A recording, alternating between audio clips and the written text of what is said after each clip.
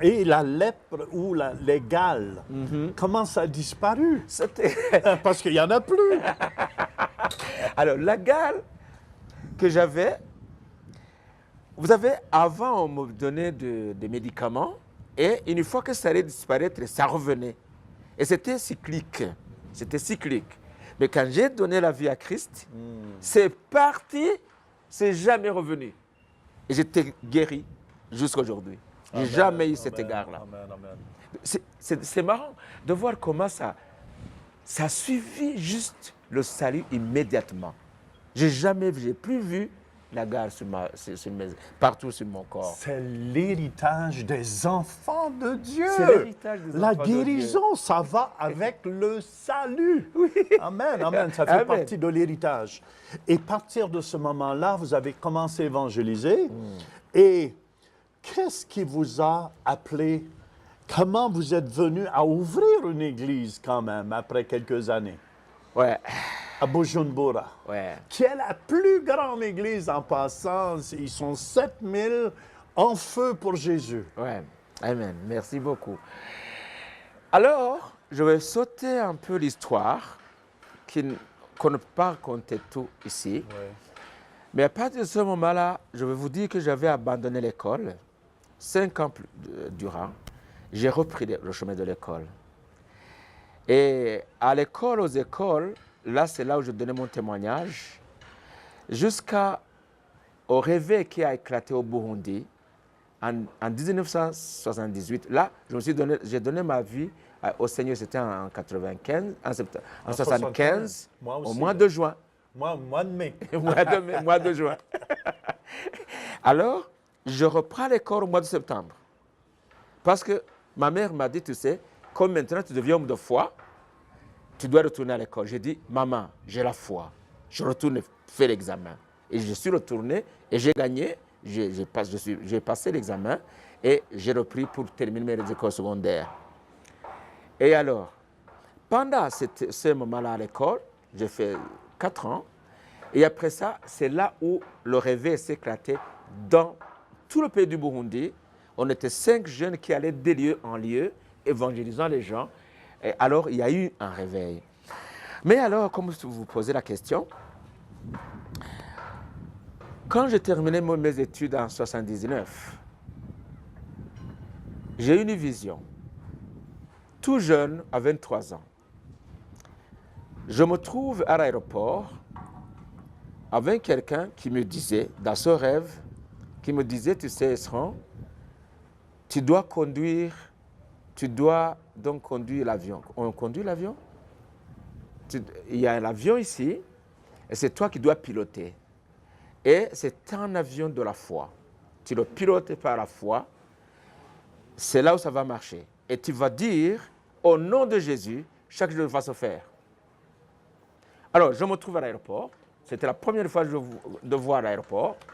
Dans ce rêve-là, j'étais à Gitega, au centre du pays, avec mes 2 compagnons, avec qui on évangélisait ensemble. Et moi, il m'a été donné l'ordre de commander au nom de Jésus pour piloter un avion de la foi. Alors je dis, au nom de Jésus, premier réacteur tourne. Ainsi de suite, 4 réacteurs ont tourné. Je voyais que c'était Sabena. C'était comme l'avion belge, là, Sabena qui faisait. Alors après, l'avion a tourné, il s'est envolé. Au nom de Jésus, ça s'envole. Et tout en naviguant, j'ai vu une haute montagne, très grande haute montagne. Et sur le sommet, il y avait un grand homme géant, vêtu d'un blanc. Et il a les yeux gros, gros, gros, gros. Et je sentais que même si je rentrais en lui, il pouvait bien m'avaler, il pouvait bien me couvrir. Alors, en le regardant, je suis émerveillé. Je ne sais pas comment je suis sorti de l'avion. Et j'ai marché, j'ai oublié l'avion, je ne me souviens plus de l'avion. Et je marche vers l'homme sur le sommet de la montagne. Et j'entends ce qu'il disait. Il disait, c'est moi l'amour. Prêche l'amour au monde entier. Et quand j'ai entendu, Parce que c'est la foi, c'est pas la foi qu'on arrive sur cette montagne. Alors tu dois prêcher l'amour et la foi. Alors, quand j'ai senti ça, je me suis retrouvé dans sa place même. Alors lui disparaissait. Je ne sais pas où il est allé, mais je me trouve juste dans la même position et regardant le monde entier devant moi. J'ai vu le monde entier comme s'il était zoomé. Zoom. Ouais, ouais. Et je commence à dire, écoutez les nations, écoutez-vous tous les nations qui environnent, qui sont présentes devant moi. Et quand j'ai regardé en bas, j'ai vu Bujumbura. Et puis je dis, mais spécialement toi Bujumbura. Vous voyez? Donc je m'adresse aux nations comme si c'était zoomé, comme dans Google. Vous voyez Ouais. Sur Google, je l'ai vu avant qu'il... Tout se rapproche. Tout se rapproche comme ça. Et quand je m'adresse comme ça, écoutez, et surtout, quand j'ai regardé en bas, il y avait toute cette ville de Bujumbura là en bas. Et je dis, ben, spécialement toi, Bujumbura. Voilà, je suis ici, ce n'est pas l'amour et ce n'est pas la foi. Et je vous invite à l'amour en Christ et je vous invite dans la foi, à avoir la foi en Christ. Et quand j'ai fini son message, je me suis envolé comme si j'étais un oiseau ou quelqu'un qui nageait dans l'eau. Et c'était fini. Je n'ai pas retrouvé l'avion. Je ne suis pas tombé non plus. Mais j'ai nagé dans l'air. Et c'était fini. Et là, j'ai compris quelque chose de très important. C'est la première vision que j'ai eue dans ma vie. À 23 ans. J'ai compris que Dieu me donnait les nations. Mais que le siège serait à Bujumbura. Que d'abord, je dois faire quelque chose de visible à Bujumbura. Mais je sais, ça c'est fort ça. Parce que c'est la réalité dans laquelle je suis aujourd'hui. Alors je me dis, mais alors comment cela va se passer? Je dis, Seigneur, je l'abandonne entre tes mains. J'ai quitté l'école, on donne nos diplômes, je viens à Bujumbura, c'est en 120 km où j'étais, l'école, je viens à Bujumbura, je continue à évangéliser, comme tout jeune, évangélisant mes jeunes, mes amis, amenant les gens dans les églises pour les prêcher. Il y avait le réveil extraordinaire à ce moment-là, des années 78 à 80. Voilà que les années 80, parce qu'il y en a beaucoup des écoles secondaires qui se sont converties, dont ma femme, celle qui allait être ma femme, s'est convertie, était au médico, à l'école médicale. Alors un jour, en 80, il s'est fait que j'aime la femme que j'ai aujourd'hui. Amen. Comment vous êtes venu à commencer l'Église? Oui, ok. Ok. Voilà, donc, après le mariage, nous sommes rendus, on a eu le cadeau d'aller faire la théologie, des études bibliques en Suisse, en Belgique. Alors, nous sommes revenus au Burundi, mais on ne voyait pas cette vision-là encore. En 90, je suis retourné en France avec toute ma famille. Et de là alors, dans cette école de missionnaires, parce que ce n'était pas la théologie, c'était l'école de missionnaires, c'est là où le Seigneur m'a parlé pendant 6 mois. Parce que j'ai passé 6 mois, et le Seigneur nous parlait pendant 6 mois. Le Seigneur nous disait, voilà, je t'envoie retourner dans ton pays. Et cette fois, tu ne vas pas bâtir des œuvres mortes. Tu bâtiras des œuvres vivantes avec de nouvelles églises. Et moi, je me dis, non, les églises ne peuvent pas être créées par quelqu'un, un autochtone. Les églises viennent des États-Unis, les églises viennent de Suède, d'ailleurs dans le monde. Mais ça ne commence pas là-bas.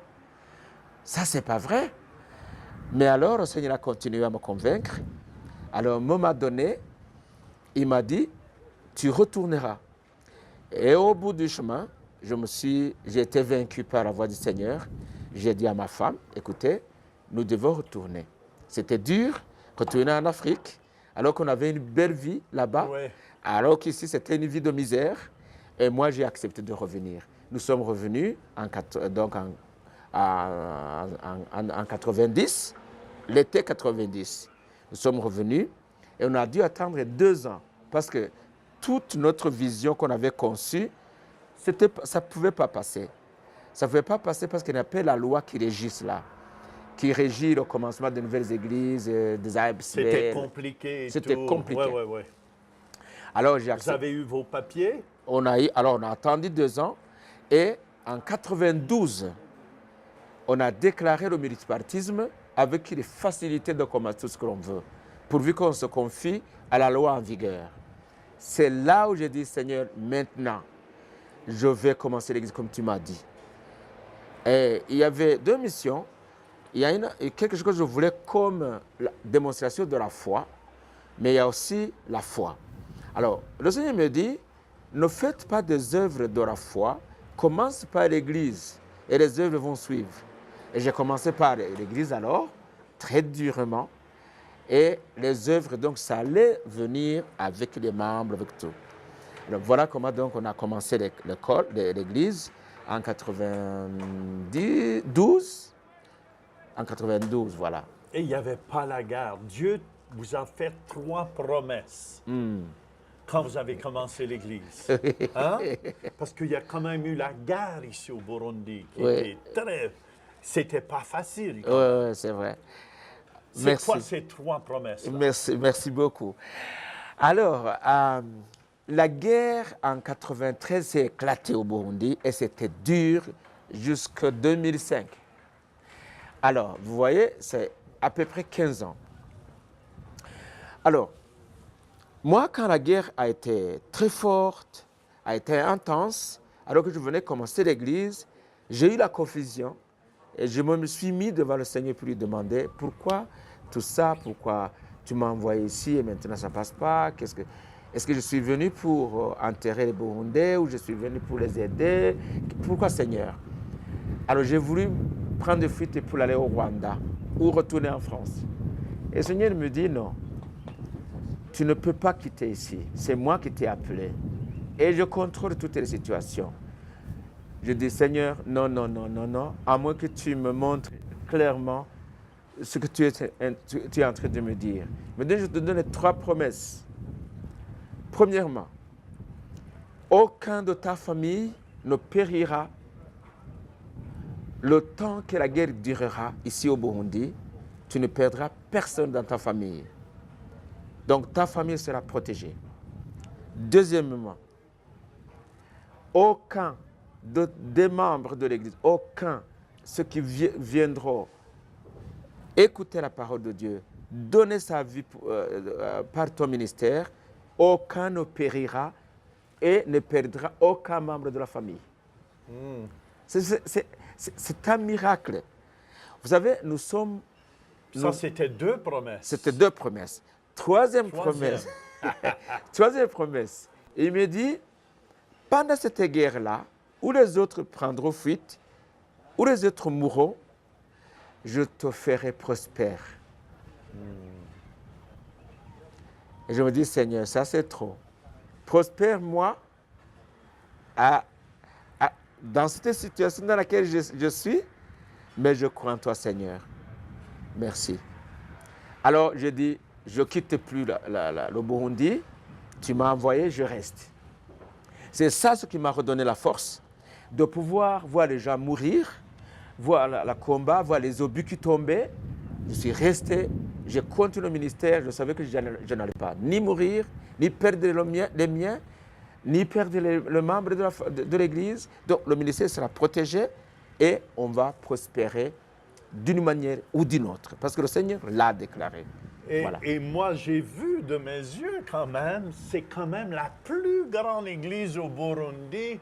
Et la construction est commencée. Quand Dieu nous appelle à un endroit, comment Dieu lui-même ouvre les portes. Comment on peut être en France ou on peut être au Canada, mais si Dieu ne nous appelle pas là, on ne sera pas comblé. On ne recevra pas tout ce que Dieu a pour nous. Ouais. Et moi, ce que je trouve beau, Pasteur Esron, c'est vous êtes vivant aujourd'hui. Amen. Vous faites le plan de Dieu. Il y a une église formidable qui se bâtit comme c'est là, qui va pouvoir asseoir 5500 places. Et on donne la gloire à Dieu. Mais je crois que ça va être plus que ça. Je crois Oui, même, je le crois aussi. je crois que ce n'est qu'un début, que quand ce bâtiment sera terminé, Amen, viendra les caméras de télévision aussi.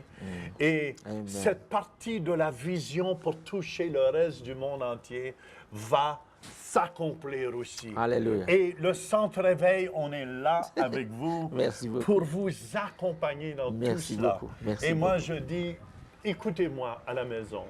Vous savez, la plus belle des choses, c'est quand on marche dans le plan de Dieu. Vous avez vu ce que Dieu a fait avec un homme qui n'était pas connu. Et je vous dis, aujourd'hui, c'est un homme populaire ici, au Bujumbura, mais c'est que Dieu a élevé. Dieu a un plan d'amour pour chacun de vous. Dieu vous aime à la maison. Donnez votre vie aujourd'hui à ce Dieu d'amour, à ce Dieu qui a tout pris. Alléluia. Tout pris sur la croix de Golgotha, vos péchés et vos maladies. Et si vous voulez, on va terminer avec cette prière. On va se donner la main à la maison et demander, faites cette prière de repentance. Priez avec le pasteur Esseron ici. Donc, vous dites, vous répétez après moi, Seigneur Jésus, Seigneur Jésus, merci de ton amour, merci de ton amour, parce que tu es le Dieu puissant, parce que tu es le Dieu tu es puissant. le Dieu qui existe éternellement, qui vit éternellement. Tu vis éternellement. Merci pour ton amour, Merci pour ton merci amour. pour ta grâce. Merci pour ta grâce. Seigneur, je te prie pour que tu rencontres ces personnes qui veulent accepter ton nom. Seigneur, je te prie pour les gens qui ont suivi le message, qui ont suivi le témoignage, pour qu'eux aussi soient encouragés ce matin, qu'ils soient encouragés, qu'ils soient donc les gens qui captent la vision de Dieu et qu'ils sachent que le Seigneur est là pour être le guide de chacun. Quiconque croit en lui peut recevoir la vie. Seigneur, tu m'as fait du bien quand tu as enlevé l'amertume dans ma vie et que tu as déversé ton amour dans mon cœur et ton esprit règne en moi maintenant.